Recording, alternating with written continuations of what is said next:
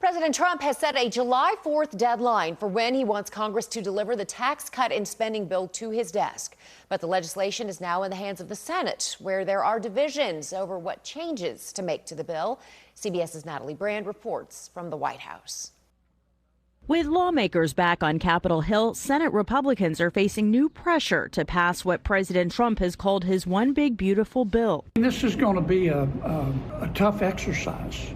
Louisiana Senator John Kennedy acknowledges there will be changes to what the House passed last month. So I can promise you that we could spend 4 weeks, we could spend 4 years.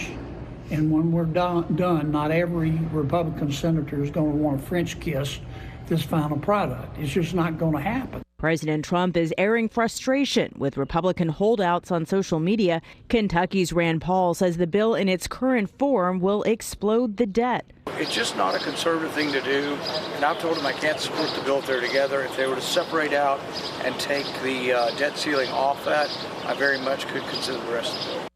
Others, including Maine's Susan Collins, Alaska's Lisa Murkowski, and Missouri's Josh Hawley, have expressed concerns about cuts to Medicaid and the potential impact for low-income Americans and rural hospitals. The House-passed legislation includes new work requirements for Medicaid that would apply to childless adults without disabilities. President Trump spent Monday speaking by phone with some of the concerned senators. The White House argues that Republicans who don't support the bill are voting to raise taxes on Americans. That is unacceptable to Republican voters and all voters across the country who elected this president in a Republican majority to get things done on Capitol Hill. Senate Republicans can only afford 3 no votes if all Democrats oppose the bill. Natalie Brand, CBS News, the White House.